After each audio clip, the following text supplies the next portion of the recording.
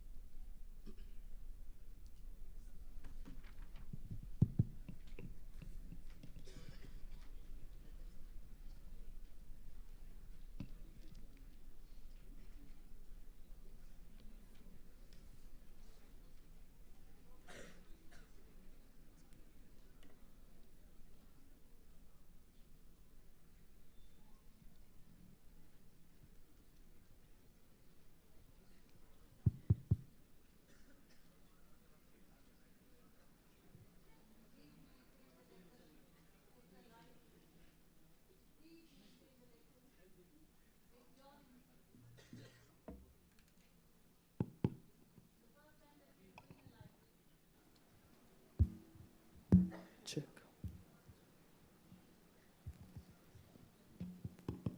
Good morning, everyone. I am Priyal, the moderator of today's panel discussion. Welcome to the panel discussion on the agricultural reforms outlined in India's Budget 2025. As we all know, the Union Budget was presented on Feb 1st, and one of the key reforms was that the Finance Minister called agriculture one of the power engine of our economy. That's a big statement, right? She announced several reforms at reshaping India's agricultural sector, focusing on sustainability, farmer welfare, and also boosting production. Now, looking at the bigger picture, India's agriculture sector has shown an average annual growth rate of 5% from financial year 2017 to 2023. That's pretty impressive, especially considering the challenges the sector has faced. This steady growth, well, it's largely a thanks to government initiatives aimed at improving productivity, encouraging crop diversification, and of course, increasing farmer incomes. But here's the thing, growth alone isn't enough. If we really want to accelerate the development of agriculture and make sure our country remains food secure, we need well thought out policies and strategies, and that's what we are here to discuss today. Before we dive in, let me introduce you to my elite panelists, my fellow Christites, Ms. Trupti, Mr. Bhuvan, and Mr. Joshua.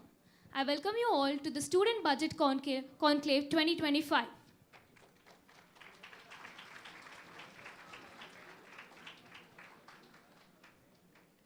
As we talk about agriculture, Ms. Trupti, how do you think Dhana Dhanya Krishi Yojana will impact our farmers? Good morning, everyone, and I'm very glad to be here. Thanks, Priyal, for the question. The word dhan means the wealth. Dhanya refers to the agriculture, crops, and krishi to the agriculture. Yojana means the project. Hence, this is an agriculture development plan which is majorly focusing on improvising the productivity of the crops. And I believe that it's one of the ambitious projects which has been introduced by the central government, and it aims to impact 1.7 crore farmers and target 100 low productivity districts. So what it's all about, providing the farmers what they really need. It's about the better irrigation, it's about the post-harvest storage, and the strong market connections. So we are all talking about boosting the productivity and the crop diversification and about the land fertile. So farmers will have to improve the efficiency by growing variety of crops rather than having one. So therefore, I strongly believe that it's one of the holistic approach for elevating the farmer's income. That sounds promising, but here's a thought. How can we make sure these benefits actually reach the marginalized area, especially the remote ones? Implementation in such areas is a nut to crack, right? Bhuvan, what are your thoughts on that? Absolutely, Priyal. That's a real concern. While the scheme sounds better at the paper, but the ground reality might be different. We have seen time and bureaucratic delays can actually slow down things significantly. The plus on above that, without proper infrastructure at grassroots levels, even the best policies could fall flat. So for that, it's one thing to announce this initiative, and the other thing is to ensure that these policies are being implemented correctly in the most remotest and the underserved districts as well. As we know, the government has allocated rupees 1.71 lakh crore for the agriculture sector, which is an increase of 7.1%, 7.4%. But does this budget truly reflect the government's commitment to the sector? What do you think, Joshua? Well, talking about allocation, we're all well aware that the government talks big games, but to what extent is it really effective?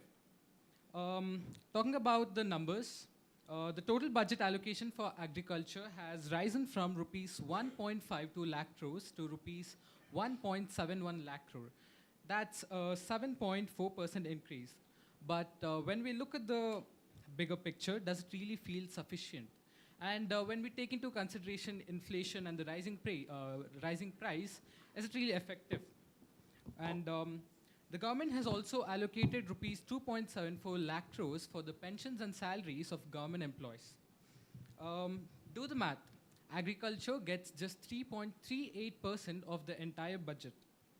For a country depending on agriculture, around 50% of the population of India depends entirely on agriculture. Is this really acceptable? Are we seriously saying that farmers should get less than 4% of the entire budget while the employees of government get more?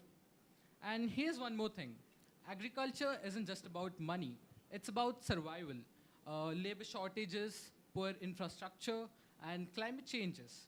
These are real and pressing issues. Does this budget really tackle them head on? I don't think so. It makes minor adjustment, but they do not fix the root problems. That's a valid point. With such a significant chunk of budget going to other sectors, are we seeing a pattern where the immediate needs of farmers are being sidelined? What do you think, Tripti? You are right, Joshua. But salaries and pensions are important, but no doubt about it. But agriculture is also most important because it is the backbone of our economy and the problems cannot be put on the hold. So if you look at the past decade where the farmers been having a very difficult time and they have been facing a lot of problems where the government has not addressed so far. So farmers have been has been battling with the erratic weather and also the rural depth and deteriorating soil, where we need to look at the direct farming funding for the irrigation and storage, and immediately where the farmers can produce a lot of productivity and income. So more resources should be directed towards the farmer support, infrastructure, and improvement, ensuring that the government schemes actually translate to the real benefits to the ground. In the light of recent development, let's talk about the 6-year mission for Atmanirbharta in pulses. The goal is to make India self-sufficient in pulse production. But is this really achievable or is it just a too ambitious plan? What's your insight on that, Trupti? Well, I strongly think that the mission is in the right step direction, and it majorly focuses on the climate resilient and the remunerative prices, which will definitely push closer to the self-sufficiency by prioritizing the pulses like tur, masoor, and urad dal. So we are just not even improving the production, but also reducing the dependencies of the imports. So this means we are having the stable prices in terms for both. It's for the farmers as well as the consumers. So while it's a big goal and it's absolutely possible when it's going with the right execution. I would like to add my point, Tripti. But let's be realistic. 6 years might be a short time to solve such a complex issue. Pulse farming isn't just about better seeds or pricing. it completely depends on weather conditions. So even the soil health and pest attacks are the other factors that contributes to the production of the pulses. Even a small change in the season or the weather could actually bring down the production very low. So while the mission is promising, achieving full self-sufficiency in this short time might be too optimistic. Let's speak about the numbers. India is the largest producer of pulses with over 242.46 lakh metric tons of production in last year, yet importing over 47 lakh metric tons and exporting only about 5.9 lakh metric tons. We can see that there is a lot of gap between the exports and the imports. So in order to decrease this import deficit, there was a need to bring such policies to help farmers to increase the yield and production, and it might be helpful for the farmers to improve their life quality as well. And talking about Atmanirbharta in pulses, it is nothing but promoting the concept of Make in India. Although not wholly, but step-by-step implications of the policies like this will actually contribute to the Indian economy in the long run, I think. Now let's talk about something that's been gaining a lot of attention in recent time, the Makhana board. We all know that Bihar is a major producer, but what's the real economic reason behind setting this up? Bhuvan, your thoughts on that? That's a relevant question, Priyal. Speaking about that, Makhana is Bihar produces over 90% of India's makhana. And the makhana is nutritious superfood which is gaining a global recognition and especially among the health conscious consumers. If you see the numbers, India has exported over 25,130 lakh tons of makhana in the last year, generating over 1.1 billion USD. Isn't the numbers exciting? So this is where Makhana board comes in. It really focuses on the development of farmers and implementing better policies and improving the farming practices, cutting down the middlemen, also promoting Bihar as the global hub for the makhana production and export. These policies will definitely take Bihar in makhana production in the international market as well as domestic market. Fair enough. But here's something to think about. The formation of Makhana board purely is it purely an economic decision, or is there a political angle to it? Given that Bihar's legislative elections are just around the corner, what would you like to add on that, Joshua? About the Makhana board, let me reveal it to you guys. It might sound a little controversial, but the makhana is primarily harvested and farmed by the Malla community. The Malla community is politically significant in Bihar, especially following the 2020 assembly elections. Why is the government all of a sudden focusing towards the Malla community? The timing is interesting, isn't it? Why now? I strongly feel that this is a stunt pulled by the government to win the political support of the Malla community rather than a genuine effort to uplift the farmers. All right, let's unpack this. The finance minister talked about building a rural prosperity and resilience program. But what does that actually mean? Are we looking for a future with more industrial agriculture and genetically modified crops, or is it something else? Trupti, what would you like to add on that? Well, yes, I do. I get Josh's concern, but I think it's important to acknowledge that there are positives too, because the budget has been introduced several reforms. So one of them is the Kisan credit card, which has increased the credit card limit to 3 to 5 lakhs, which is actually a big deal. So the farmers has an access to over 2 lakh credit which can be paid at the lower interest and can help them buying better quality seeds, investing equipments, and can handle unexpected expenses. Apart from this, there's the Atmanirbhar Mission Pulse, reducing the import dependency, a stronger focus on the irrigation and sustainable farming, which ensures that they are into a long-term benefits. And so while I agree that more could be done, this budget does not take steps to provide financial stability and improve productivity. It's not satisfying, but it's a move in the right direction. Speaking about the Tripti, this program is meant to be a comprehensive multi-sectoral initiative in partnership with the states. The idea is to address the underdeveloped rural areas and investing in skill development, technology, and better infrastructure in that areas.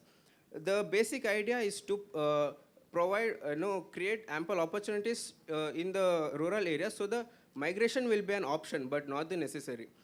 We have seen that the states, the people in the states like Bihar, Jharkhand, or any other states which is underprivileged, the people tend to migrate to other states in search of job.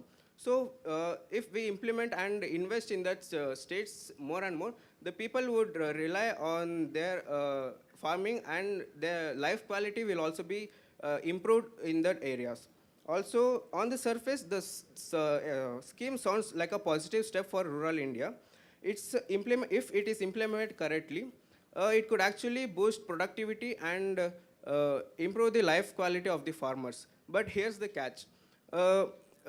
This schemes, Indian farmers has to trade carefully with these schemes, as if it promotes more public and private sector partnerships, it might lead to a controversial issue, and we really need to ask who really benefits, because we have seen in the history that the company or corporate giants like Amazon or Microsoft will not actually have the interests of farmers at their heart. So that should be enough.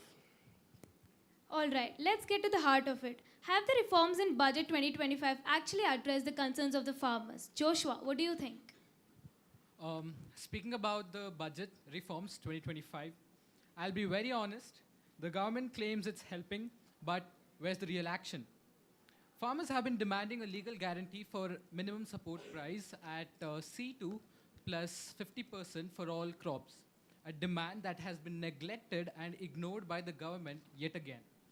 And there's no comprehensive loan waiver scheme, despite even a parliamentary committee recommending it.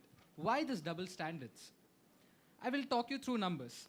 Over the last 2 years, the government has written off over 4 lakh crore rupees of corporate loans of big businesses. But when farmers struggle with debt, they're asked to manage on their own. How is this fair? If loan waivers can be handed out this easily to bigger corporations, why not to the people that literally put food on our plates? This is a question all of us need to be asking the government. As we wrap up today's discussion, it's clear that the 2025 Union Budget highlights agriculture as the key driver of India's growth, aiming for an Atmanirbhar Bharat and a Viksit Bharat. It introduces policies and financial initiatives to boost agricultural performance. It ensures stability, generate employment, and improve farmers' access to credit.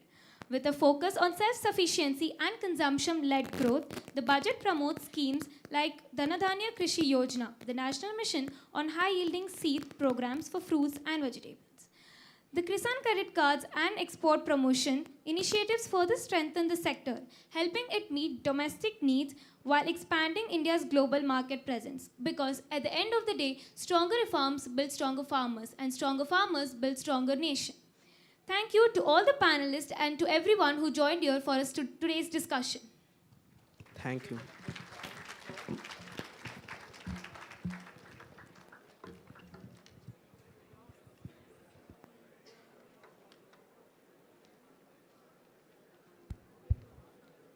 Thank you, dear moderator and the panel member. And that was indeed an insightful discussion that we had on agriculture sector. Moving forward, it was always been since the BJP-led central government came into the power from 2014, MSME was something which was brought to the limelight. It doesn't mean that it was not much of a focus prior to 2024 or 2014, but in 2017, it was a pressing importance for the central government to bring an exclusive ministry of MSME. So that gives a lot of importance for medium, small scale enterprises as well. Now that the budget was also exclusive for MSMEs, here is yet another question. There are a set of stakeholders who are really glad about the project, the mission that the government has for MSMEs, for a very simple reason that the capital investment is going to be abundant. Example, there's a stress on toy industries, and our own city in Karnataka, the Channapatna, or the couple of districts in Mysore are a great privilege, because the toy industry is now at the global level and the global index, right? But there's also a state or precisely a city in Punjab where it is known for a hub of small industries, Ludhiana in Punjab. The people out there, they feel that there is still a lot of burden of GSTs, irrespective of fact of driven capital into the micro small enterprises, but the burden of paying tax have not reduced.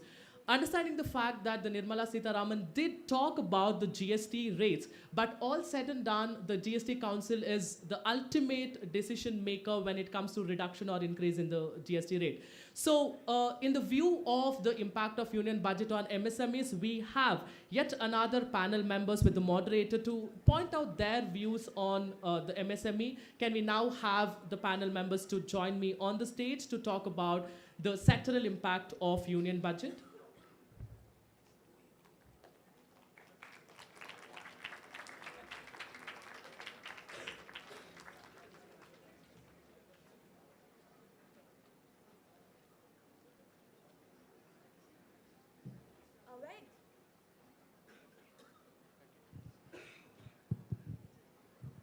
A very good morning to one and all. Myself, Vaishnavi M., moderator for today's panel discussion. It's my pleasure to welcome you all to the panel discussion Union Budget 2025. We will be diving into the recent Union Budget Insight 2025-2026, aimed to support the MSME sector. Now, what is MSME? Micro, small, medium enterprises are businesses that produce goods, offer services, and startups. It is known to be the second pillar of our economy. It is an essential component to employment, industrial outputs, and exports. MSMEs are the economic framework referred to as the backbone of our nation. Now, I would like to introduce our esteemed panelists for today's discussion. Mr. Pradhan, Ms. Bindya, and Mr. Rakshit. Today, they will be sharing their insights on how budget provisions can navigate challenges and also help in the progress of the nation. To begin with, I would like to address the first question to Ms. Bindya.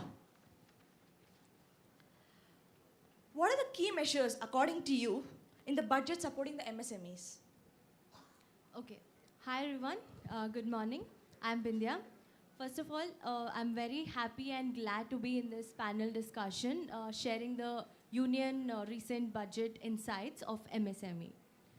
So, the Union budget of 2025 and 26 introduced several targeted measures to empower our MSME.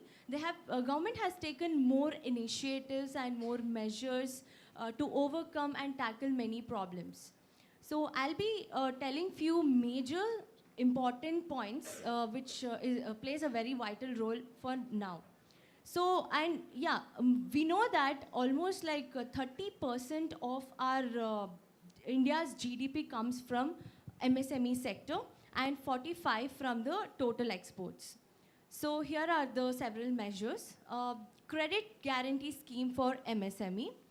So the government has allocated 9,000 crore, which is expected to reduce credit costs by 1.5% for the small businesses. To make it more clear that almost like 75% of loan can be taken, government will be giving us without any collateral. Means it's collateral free, which is a good news for MSMEs.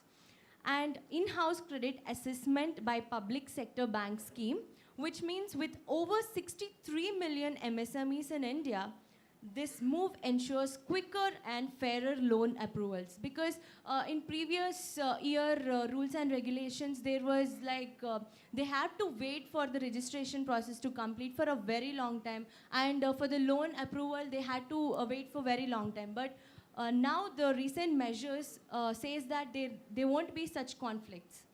And the main measure is Mudra loan limit expansion, where they have extended the loan limit nearly for 10 to 20 lakhs. And even more, it can be expanded by looking into the initiative taken by the company. And then tax relief for MSMEs. So almost 15% of rate, it is concessional now for the MSMEs.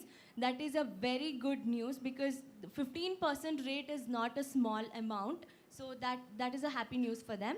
And government is mostly now focusing on the startup and innovation supports, mainly focusing for fostering the innovations and digital transformation. So these are the several measures which government has taken recently. Right. As you mentioned about the increase in 30% GDP and key measures referring Mudra loan and credit card schemes. Mr. Rakshit, could you provide your perspective on how this budget differs from the previous years? Yes, sure. So firstly, I would say that Union Budget 2025 has taken several key new measures for supporting MSMEs as compared to the previous years. So firstly, starting with micro enterprises registered on Udyam portal will be receiving a customized credit cards. So the limit is 5 lakhs and in first years, so 10 lakhs such cards will be issued. And the credit guarantee cover for micro and small industries has been raised from 5 crores to 10 crores, aiming to provide an additional 1.5 lakh crore credit limit in upcoming 5 years. The investment limit of MSMEs has also been increased 2.5 times, and the turnover limit has also been increased by 2 times. And they're also offering a new scheme which will be launched soon to support 5 lakh new entrepreneurs who are starting for the first time, and including women entrepreneurs who belongs to SC and ST caste. This initiative will provide up to 2 crores limit of loan over the next 5 years. And coming to the budget, it also introduces e-commerce hubs expected to increase MSME exports to at least by 15% over the next 2 years. So these were the major changes compared to the previous year. That's an interesting point. But how do you think the credit card schemes can be implemented? Would you like to answer this, Mr. Pradhan? Well, Vaishnavi, to answer your question, yeah, the budget expands credit options and simplifies circulation. But the question to be asked is it truly a breakthrough or just old wine in a new bottle? The Mudra loan limit has been doubled, yet, sorry, yet over 30% of MSMEs still struggle with loan approvals due to stringent collateral requirements. Increase of credit flow injects money in the economy, which eventually, without a proportional production or supply, will fuel inflation. Lack of risk mitigation policies, access to credit will remain a privilege for financial stable, leaving struggling businesses behind. Instead of fostering growth, increasing burden of borrowings without structural support will only push small businesses into a deeper debt trap. Well, that's one angle we can look for. Does anyone have a different perspective they'd like to share about? Yes, I would like to say my perspective on this. So as compared to the previous year, the 2025 budget, the government has stepped more support to the MSME as compared to the previous year, as I told. Overall, the focus is not only just by funding financially, also for a long-term goal, for long-term growth and sustainability of MSMEs. So for also focusing for global competitiveness and digital transformation in a pace. While that's important, as you mentioned about long-term growth and sustainability, right? Ms. Bindya, do you think the budget encourages entrepreneurial opportunities? Yes, of course, it encourages new opportunities. As I mentioned earlier, the budget strengthens the growth by expanding the credit access, the tax reliefs, and regulatory roadblocks. It is making easier for business to scale up and business to emerge. As I mentioned again earlier, that Mudra loan limit, where they have extended like 10 to 20 lakhs to expect benefit over 30 million new and existing businesses. So this is going to help for not only the existing business, also it's going to help the new startups and those who has the new ideas to come. So e-commerce expansion, So government is focusing on digital first MSMEs now, which has structured the framework to sell globally, reducing the dependence on the local markets. Then they are focusing on tech and innovation focus, like the startups which is using AI, automation, and digital infrastructure will review direct financial incentives from the government. Then regulatory simplification means Indian government has taken several reforms to improve the easier doing of the business, such as GST simplification. Before it was more broad and more people were not able to follow that, but now they have made it more easier and easier. It's easier doing of business, so there won't be any struggle in it. So these reforms has made it more easier for the expansion and enhancing the growth of the economy also, and the company as well. Okay, moving further, from the following measures you have mentioned, how does the budget support entrepreneurial growth for new businesses? Well, to counter that question, Vaishnavi, encouraging entrepreneurship is not just about creating credit, accessibility. It's about ensuring a supportive ecosystem. While this budget expands financial access, does it address the real barrier that stop new businesses from thriving? Government data shows that 90% of MSMEs operates in the informal sector, limiting their access to credit. While increasing loan limits may be a step forward, but India's ease of starting a business still remains at 63rd globally. Without robust incubation programs, tax holidays on new entrepreneurs, or infrastructure support for new startups, financial assistance alone may not be enough to trigger a surge of enterprises. That was a valuable point. But would you like to share your views on financial assistance statements as well? Pradhan, I agree with his point, but then what I meant was like this budget isn't just about the existing business, but also to open the new doors for the new companies. We all know that many people have more innovative ideas, and they have a plan of how to run a business, but they are backing out because they are very scared, thinking about paying the tax, thinking about how to repay the loans, thinking about the more vast regulatory rules and regulations. So taking all that into consideration, government has made easier rules and regulation. Also now the tax rate almost like 15% has been reduced. Also with that the Mudra loan limits, they are giving those schemes. So this will help new business come into the industry, and they can open their firm without any problem or without any hesitation. So it would be very easier to run a business and can start without any fear. So due to this, the flexibility, the expansion of business, and easier doing of business, effective efficiency will be there. Henceforth, it is helping India indirectly to grow, for the growth of the nation. Fair enough. Now moving to the next question. What role does MSME play in the India's economic vision?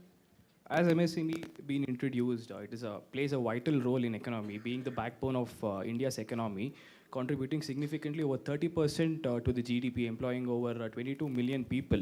MSME serves a significant source of employment and opportunities for both skilled and unskilled laborers. So contributing to job creation and reducing the unemployment rate. MSME also supports new entrepreneurs by providing a platform to individuals to grow and start the business through financial schemes and credit supports. So MSME also nearly contributes 50% of exports, making a key player in the global market. Government also encourages MSMEs to participate in global supply chains, enhancing India's competitiveness and promoting made in India products. MSME also plays a crucial role in regional development by establishing business in remote and underdevelopment areas, promoting a balanced economic growth across India and different regions. MSME also serves suppliers to many big industries, contributing to the value chain of many large-scale industries. So these are the main role which we can see MSME in economic vision. Thank you. I really appreciate your insight.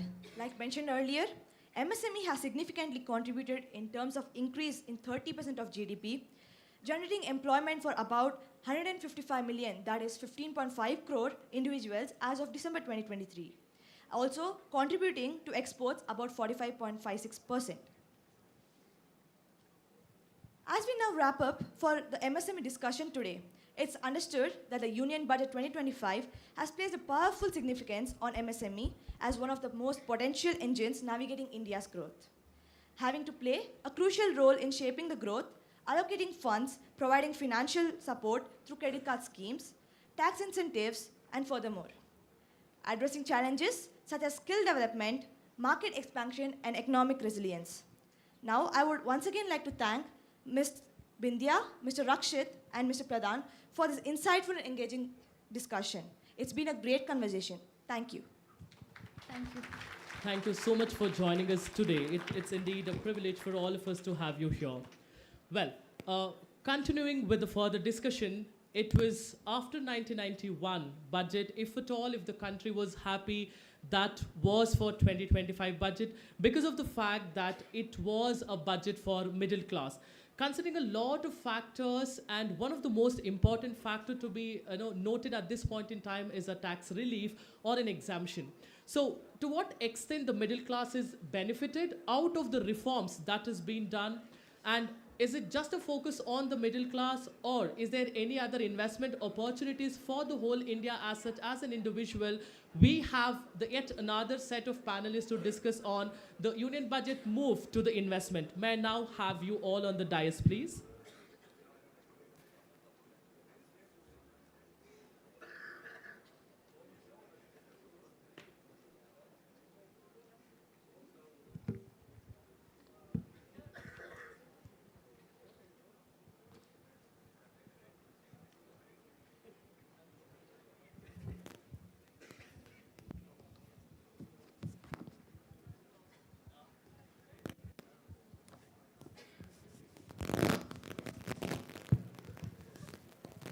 Good morning, everyone. I'm Joanna, and I'll be your moderator for this session. Thank you all for joining us today for this insightful panel discussion on the Union Budget of India 2025. As we are well aware, the Union Budget is a vital tool to shaping the nation's economic direction, and without a doubt, this year too will have a profound impact. Currently, let us focus on how this budget will affect investments, focusing on key reforms, policy shifts, and fiscal measures that will shape domains like economy, innovation, and most certainly, people. Without further ado, it is my pleasure to introduce our esteemed student panelists today, each of them bringing a wealth of expertise and diverse perspectives regarding the possible implications on the investment sector. Allow me to introduce Mr. Sumant, Mr. Lokesh, and Ms. Shobita. Welcome, dear panelists. Let us dive right into our discussion. My first question is directed to you, Ms. Shobita. So, what is your take on the newly revised tax slabs? Hi, Joanna. Hello, everyone. Thank you for having us here today. So with respect to the revised tax slabs, where there is no tax for up to 12 lakhs of annual income, the government is giving up upon at least 1 lakh crore of its income, which sums up to 80,000 per single, 80,000 per person, which is definitely a huge sum. And it will leave them with more disposable income. What happens when there is more disposable income is, people will spend either one of these things. First thing is consumption, second thing is savings, and the final thing is direct household investments. So when it comes to consumption, people will spend on consumer goods. There will be better affordability and diversified investments, and automatically there will be a boost in the automobile production. And when it comes to savings, people will start depositing their money in bank. And when it comes to household direct investments, people will invest in rebuilding their homes or building new properties or invest in land, which will lead to, multiplication of wealth, which will, eventually boost the economic growth as well. Yes, but are savings really beneficial to the economy? Do you not feel that it is detrimental in some way? No, I will tell you why savings are good. See, when people start saving, they tend to invest it, deposit it in banks. So bank will have more money to lend. So they will lend this money to MSMEs and they will spend it on other developmental activities. So it's pretty good. Thank you, Shobita. That was a good answer. Let us move forward. My next question is for you, Mr. Lokesh. Now, within the new schemes, a lot of allotments have been made towards Bihar, particularly towards the infrastructure projects. So, what do you think about this? Hello, Ms. Joanna, and hello everyone present here. So I would like to give heaps of appreciation to the government for showing their concern towards Bihar. So majority of the people have this assumption that a lot of contribution to the GDP comes from the southern states or even Maharashtra or Uttar Pradesh in the north side. So well, Bihar has least contribution towards GDP, but why Bihar for fund allocations? Yet people assume they are backward, but I will feel that backwardness is an overused word. It's beyond people's imagination of how backward they are. Well, people can't imagine how backward Bihar is in right now. So I would like to talk about the Kosi Canal ERM project. Well, it is going to benefit all the farmers cultivating in around 50,000 hectares of land in the Mithilanchal region. And it is going to provide them flood control and disaster management securities, and it benefits the local economy with the development of all the rural regions over present there. And then, I don't think it's in short-term intentions. The government have long-term intentions with long-term developments of like water security and long-term benefits to the rural regions. And then, I would like to clear away the misconceptions of majority of the people that it's only about the agriculture or irrigation. Well, it also benefits the environment by maintaining a proper balanced water ecosystem, by controlling the silt deposition and maintaining a healthy water balance in the Kosi River. And then, along with this, a proper construction and implementation of this project and the canal constructions and the water embankments constructions is not only going to develop the places there, but the transport connectivity and the connectivity of the people in those regions. And then it's also going to provide lots of employment to the backwarded people in Bihar. So I feel this is very, very good intended project by the government. Okay, so if that is your take on the Kosi ERM project, what do you think about the greenfield airports?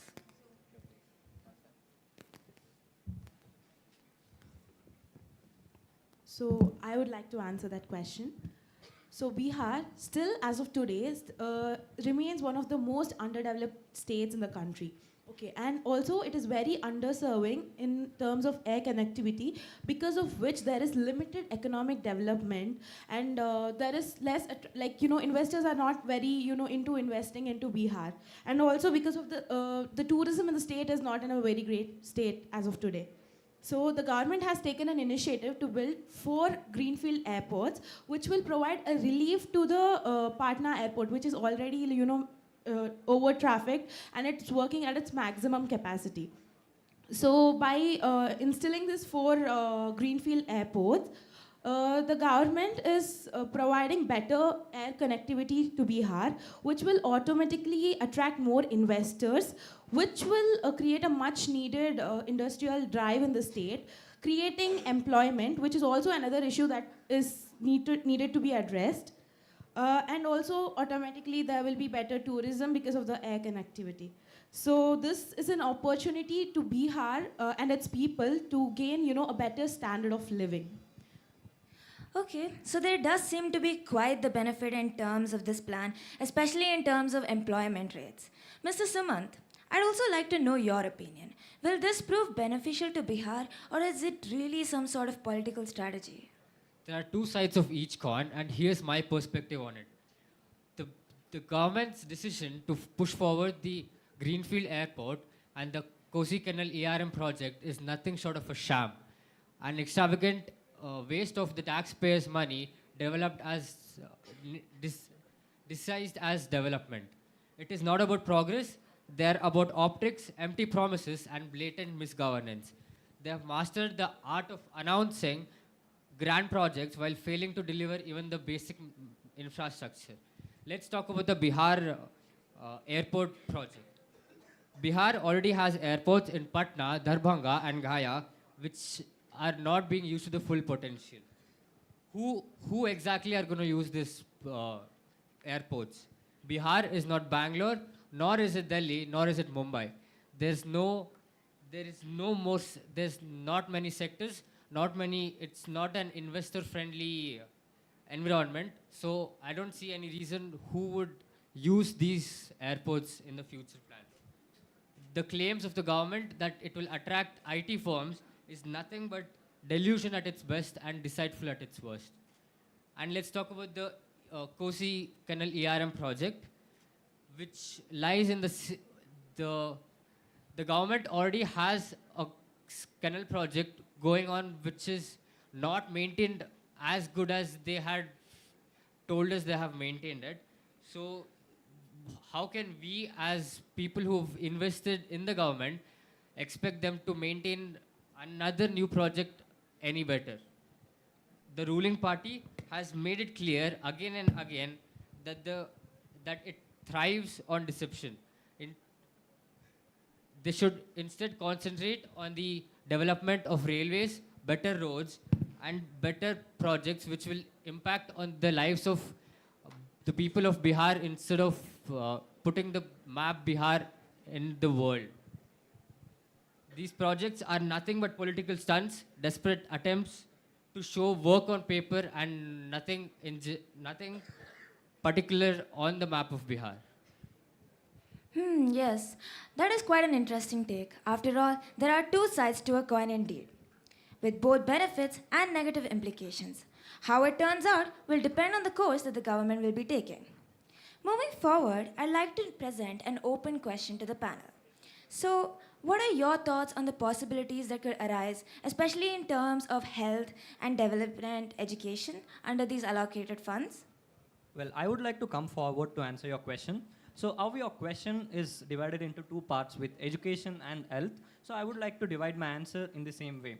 So firstly, talking about the education sector, well, I would want to talk about the expansion of IIT seats, where 1500s of IIT seat expansions are expected, and IITs started post 2014 are expected to expand up to 6500s of seats. And then the government is not at all looking at the infrastructure of the campus, but also the hostels of IITs and IIMs. And then 50,000 of Atal tinkering labs and AI inclusion in the process of education. So this shows the government's clear vision in the development of education system by integrating AI and providing better education to all the young people in our country. And then, now talking about the health sector, so I would like to disclose a couple of schemes. So then, Ayushman Bharat Pradhan Mantri Yojan, Jan Arogya Yojan has been allocated with 9,406 crores, which is 29% of increase from the previous year. And then Pradhan Mantri Ayushman Health Infrastructure has been allocated 4,200 crores, which is 40% increase. So 29 and 40% of increments of percentage aren't small numbers as we think. There are thousands and hundreds of crores involved.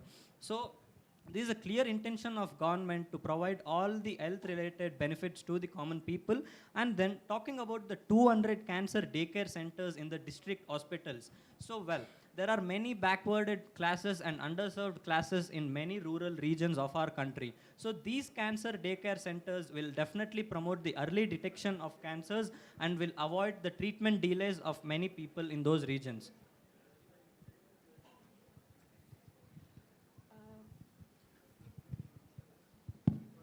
Yeah, I completely agree with Mr. Lokesh.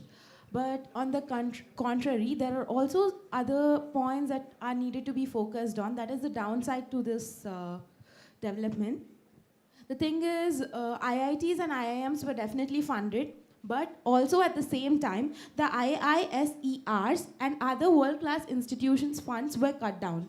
So this definitely concerns about the balanced educational support for all students.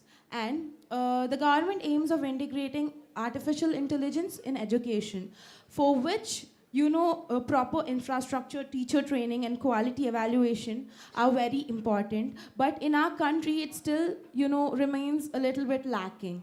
because not because of absence of talent, but because of lack of awareness and how to make utilization of the schemes that are introduced by the government.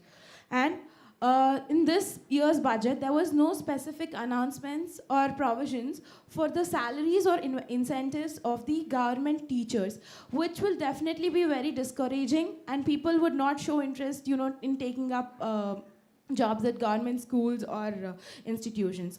Now, moving forward to the health sector, the government has introduced broadband connectivity to the primary healthcare centers and all.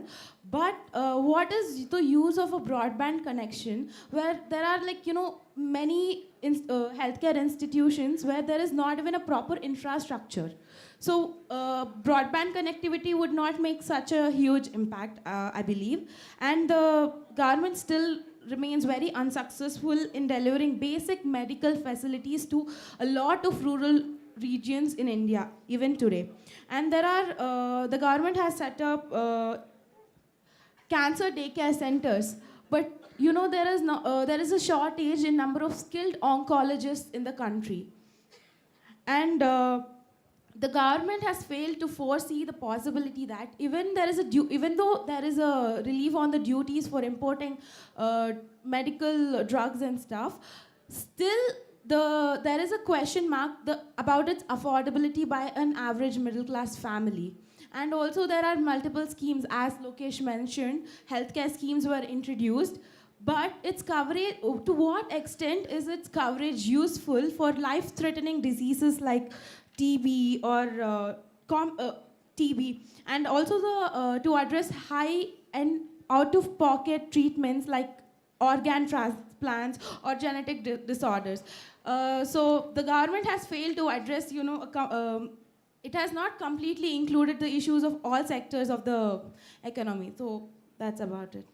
That's true. While the government has made significant strides in improving the educational and healthcare sectors, the implementation and its efficiency still does remain questionable. Now, my next question. Mr. Lokesh, how do you view the government's efforts to boost EV production and mobile phones in India? And what impact can you foresee in terms of economy and investment? Talking about e-mobility. So post-COVID, government is concentrating a lot in e-mobility. So if you look at the allocations, 5,322 crores of fund allocations was provided for e-mobility, which is 20% rise and which is very significant compared to the previous year. So the main intentions are clear. It's a basic environment protection of not polluting the nature by the usage of fossil fuels, and it also reduces the dependency of our country's fossil fuels on other countries. And then coming to PM e-bus Seva scheme, 1,310 crores have been allocated this year, where only 500 crores was allocated in the previous year. So this is a significant 162% rise compared to the previous year. So these are clear intentions of providing the bus transport system through electric vehicles by the government. And then government is intending to cover 30% of the automobile sector with EVs by the year 2030. And they find this as one of the very good research and development scheme under the 2047 Vikasit Bharat scheme. And then, to talk about the custom tax exceptions, 35 goods in electric vehicle manufacturing units have been exempted, and then 28 goods of mobile phone battery manufacturing equipments have been completely exempted from customs tax. So this is definitely gonna benefit the Make in India initiative, and many new entrepreneurs can enter into the manufacturing sectors of electric vehicles components and also the mobile lithium ion battery components. So then, the aims are very clear. They wanna reduce India's reliance on other countries' battery equipments and the electric vehicle equipments. So being a person of middle class, he would be definitely very hesitant to purchase the EVs due to the higher initial cost. So these kind of tax exemptions in the manufacturing is definitely gonna cut down the EVs cost, and which a middle class person can purchase the EVs and finish 30% of automobile sector with EVs as the government intended by the year 2030. Yes, Mr. Lokesh. From what you've said, I gather that this production boost will definitely benefit the middle class as well as reduce the fossil fuel dependency on other countries. Now, Mr. Sumant, I'd like to ask you something related to the Jal Jeevan mission. A few of the policies, specifically the old ones, are still continued even now. Is that a good thing? And also, there have been many claims that the funds are being underutilized. What do you have to say to this? The Jal Jeevan Mission, launched in 2019 with the grand promise of providing drinking water to every rural area and households in the India, was nothing but a disaster and an example of the ruling party's failure. In 2014, about 70,000 crores was put into this mission, but only 20,000 crores was utilized. What excuse do they have for this pathetic execution? Meanwhile, large regions in UP, Jharkhand, and West Bengal lack basic water supply, and for those who get water supply, it's usually contaminated. If this is the safe and adequate water they promise, do they expect people to drink poison and be happy with it?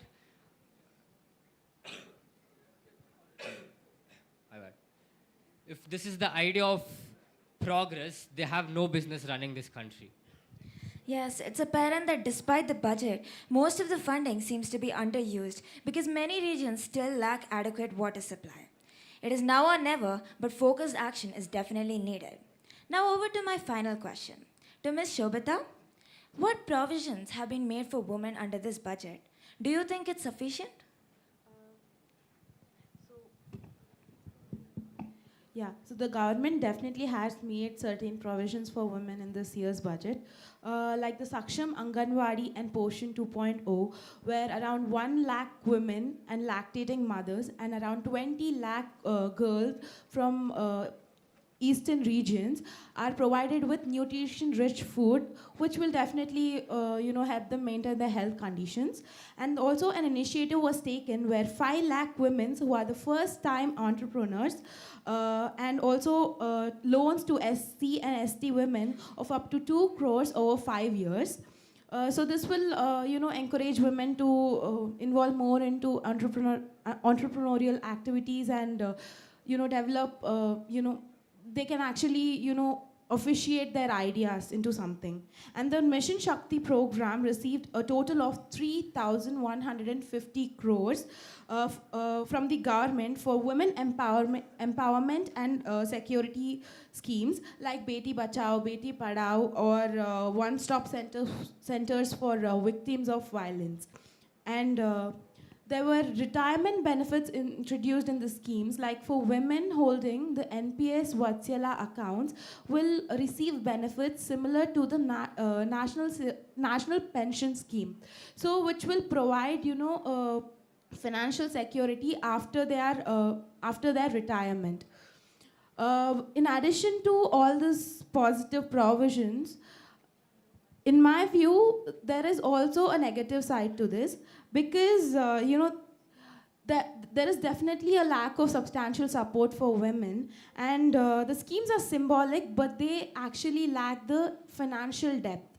And, the fundings for women-centric schemes, I believe, is really less, which is also creating, a disparity between equality in opportunities for all genders.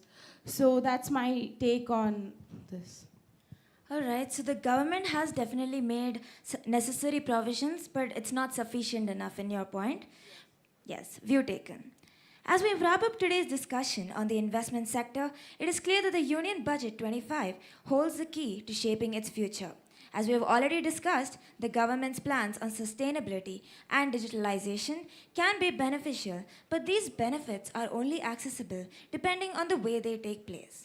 Therefore, we must be cautious and observe the way it unfolds so as to take advantage of the arising opportunities. In short, let us adapt, invest, and stay ahead, for this is the time that is actively shaping the future. Thank you to all the panelists and everyone who joined us for today's discussion.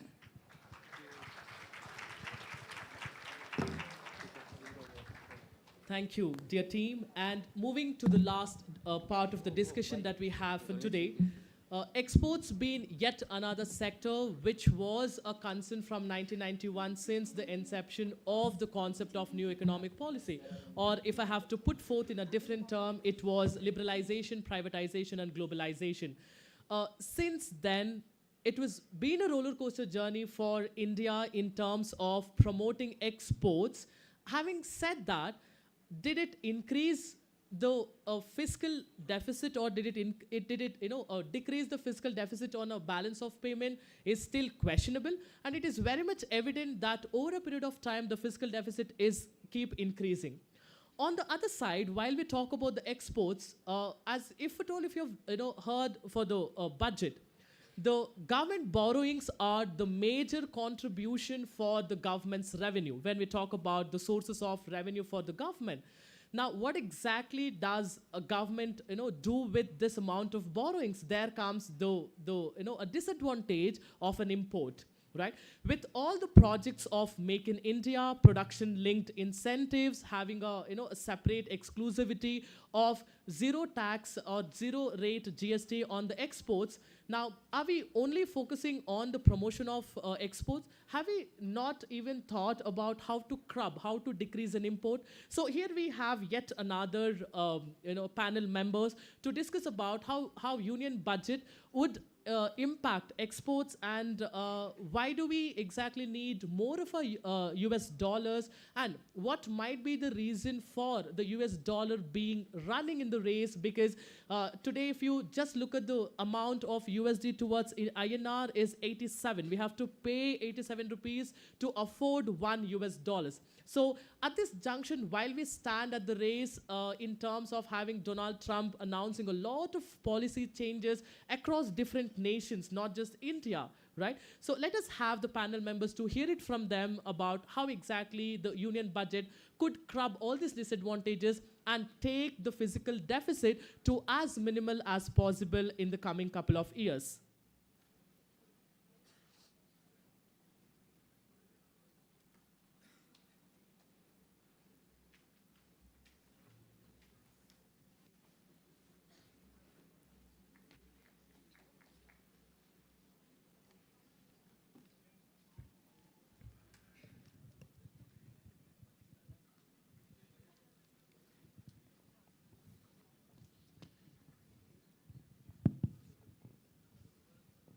Good morning, everyone, and welcome to the panel discussion on exports in the new union budget. I'm Hetvi, and I will be your moderator for this session. Exports are crucial in India's economic growth, contributing significantly to foreign exchange earnings, job creations, and global trade relations. With the announcement of the new union budget, the government has outlined policies and strategies aimed at increasing exports, enhancing competitiveness, and addressing challenges faced by our exporters.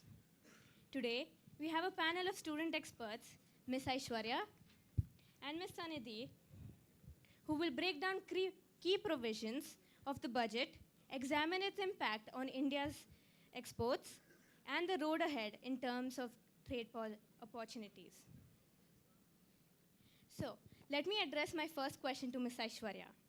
Can you tell us the new policies that have been introduced to strengthen India's position in global trade? Okay. So, a very good morning to one and all present here. And I'm truly honored to be part of this enlightening discussion on exports.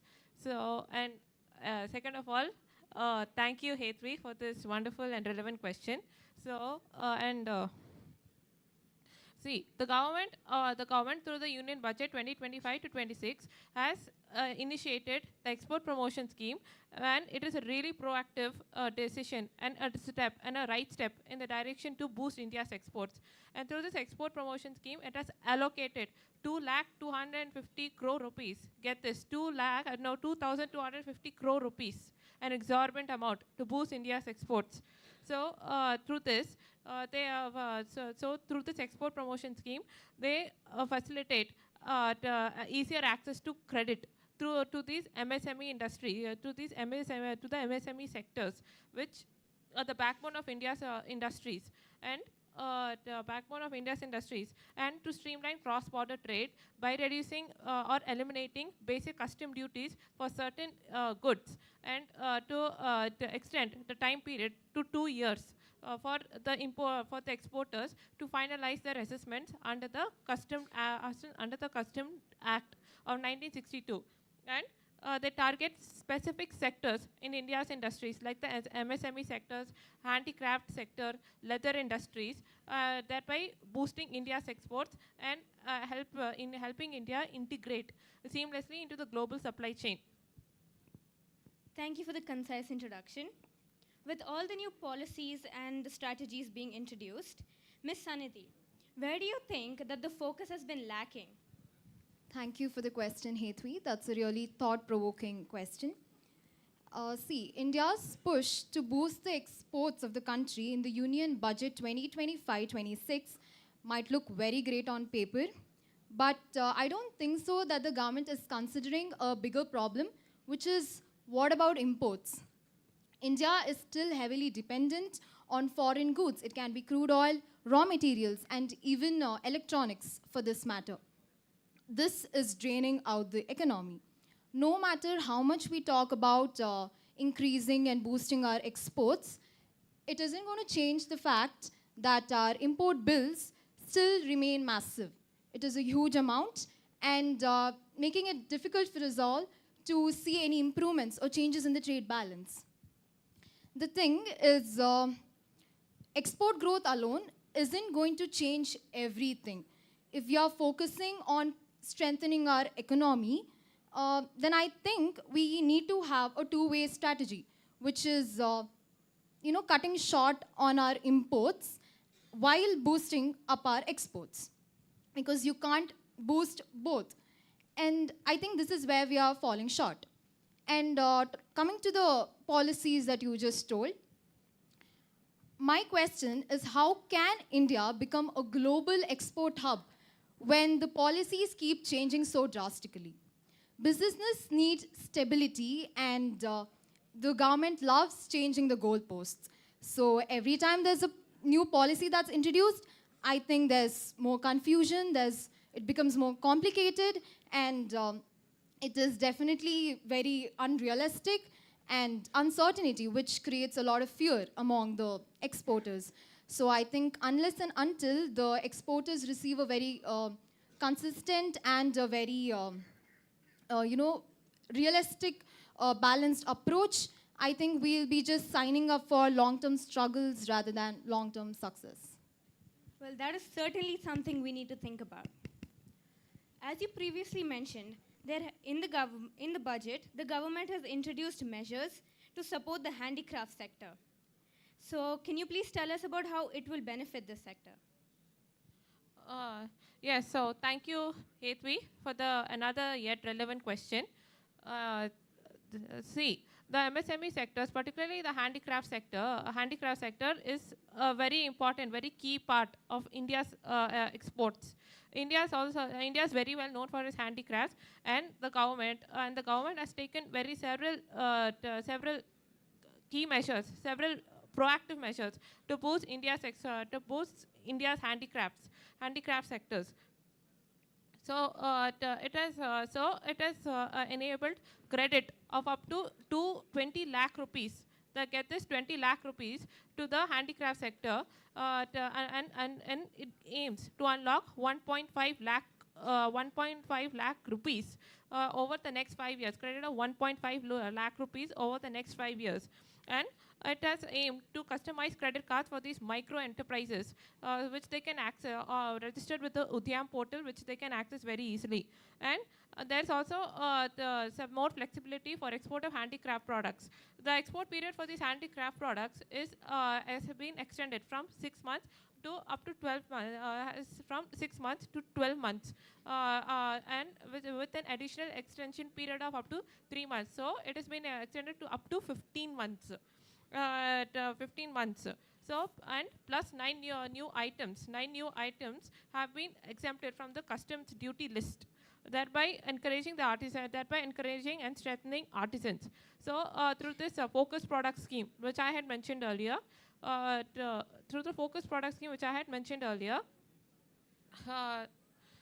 government aims to improve the quality, to improve manufacturing, and to enable India to be a global competitor in the market. Okay, so we know that the handicraft sector is certainly getting its attention. But let us hear from Ms. Sanidhi about what sectors might be feeling left out. See, it honestly feels like the government's trade policies are completely disconnected from reality. I mean, focusing entirely on handicrafts, I don't see the point. It might be very beneficial for the small scale industries, but it is still not going to solve any of the huge challenges that today's exporters are facing. For example, we can take the textile and garment industry. The manufacturers are still struggling with high production cost, there is outdated infrastructure, and insane global competition. And yet, there is nothing, there is barely anything in the Union Budget 2025-26 to actually help them compete in the global market. So where is the real support for these industries? And another question, is the government even setting realistic goals? Because, you know, if we really want to boost our exports, then I truly believe that we must be investing heavily on innovations, research, and technology. You know, the entire world is moving behind high-tech manufacturing. There is AI, semiconductors, and yet somewhere I feel that India is not completely moving towards it. And honestly, it's like a massive miss of opportunity. Coming to pharmaceutical industries, you know, it is one of India's most heavily exported sectors. But the Union Budget 2025-26, again, does nothing to these industries. So, therefore, it is, again, no use for pharmaceutical industries. So, at this point, it feels like if we do not start focusing on high-term growth for high-tech industries, I do not see the point in actually boosting our exports. Since we're focusing on India's overall global position, what is it about the new custom tariff structure that is said to be advantageous for our country? Yeah. Through the export promotion scheme, the government has introduced several tariff changes to streamline India's exports. First of all, they have reduced 8 tariff structures, thereby bringing out the total tariff structure to 7.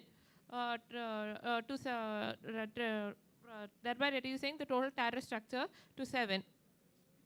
Certain products, such as 26 life-saving drugs, electronic products, and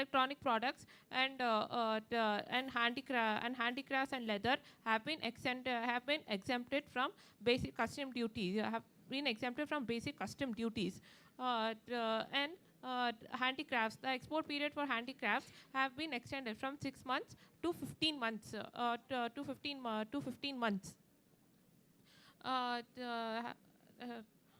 And plus 9 new items have been added to the duty-free import list. And the government has extended the time period from 2 years with an extendable period up to 1 year. Up to 1 additional year for the exporters to finalize their assessments, their provincial assessments under the Custom Act of 1962. Under this, the government, the exporters, they can finalize under this the exporters they can the exporters they can the exporters can declare their materials, they can pay their duties with interest and avoid penalties. Okay, so Ms. Sunidhi, do you agree with her point of view? Government's plan to reduce custom tariff slabs sounds great in theory, but let's be real, it's very irresponsible and short-sighted at best. The government claims that it will simplify trade, but I do not see how that's actually honest. Especially exporters having multiple products are still going to be buried under layers of bureaucracy. This so-called simplification isn't that simple, it's very complicated, and it is just a one-size-fits-all mess that is going to completely ignore the specific needs of each industries. And talking about the impact, the businesses is going to take a serious hit. the sudden changes in tariff system, more than being impactful, they're going to definitely cause immediate disruptions, and the industries are going to have a very tough time recovering from it. It is going to be very difficult for these industries. And the industries that have had some level of protection in the past are now being completely exposed to the foreign competition with zero safety net. So I would like to say that this isn't a reform, it's a reckless gamble that has put the entire export sector into risk without thinking twice about the long-term consequences that it has to face in the future. So I would like to ask if the Union Budget 2025-26 really prioritized and focused on the exporters, or were they just an afterthought in a much bigger export community? Thank you for giving us a view of the other side of the coin, Sanidhi. As we wrap up this discussion, one thing is clear. While the Union Budget presents adequate measures to boost its exports, it falls short of delivering structural changes that India truly needs to compete on a global level. With that, I'd like to thank both my panelists, Ms. Aishwarya and Ms. Sanidhi, for their valuable insights, and our audience for taking a part in this discussion. Let us continue to monitor these developments and strive for a larger global presence. Thank you so much, dear panel members. That was indeed a great session that we had with all of you. While we come at the end of the program, after listening to the vivid opinion and insights from all the panelists sitting here, it seems that Union Budget 2025 is a mixed bag of having a potential benefit for the entire country. At the same time, there are few areas of concern. While they're focusing on infrastructural development, consideration of a middle class, but at the same time, there's a pressing importance on how they're going to curb inflation. What are the other major decisions that they could take in the favor of farmers? And is it really true that in another 5 years down the lane, does India stands at one of the top 5 economies in the world? For all the questions to be answered, the only way of it is to how better the Union Budget going to be implemented. Does the last person standing in the queue, does he really get the benefit out of the policies? It's still a question mark. Before we proceed further, I request all the students to kindly check your emails. We have sent a feedback link.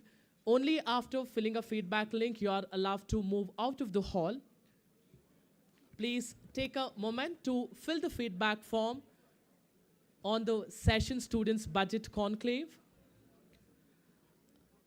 As we conclude or wrap up the Students Budget panel discussion, it gives me immense pleasure to thank the Head Department of Commerce, Dr. Deepa V, for giving us this excellent opportunity to showcase students' talent and to put up a great show in front of the audience. And of course, for the first time, we have also went live.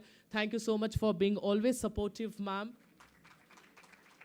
I extend my heartfelt gratitude to Dr. Thompson Rajan, the Head Department of Management Studies, for being always supportive and helping us with the panel members. I also thank Dr. Thapurul, Head Department of Arts and Humanities, for helping us to execute the show successfully. I would also love to thank Ms. Shreya Deshpande and Mr. Prajwal for being an excellent coordinators, and working with you was always a bliss. Thank you, dear team. I also extend my gratitude to all the reporters from BA Journalism. To mention specifically, they all are from first year BA, and they deserve a big round of applause for helping us in putting up a great show. Also, all the panel members for helping us by sharing your thoughts. Thank you so much. I will see you soon in the next Budget Conclave. Till then, take care. I remain.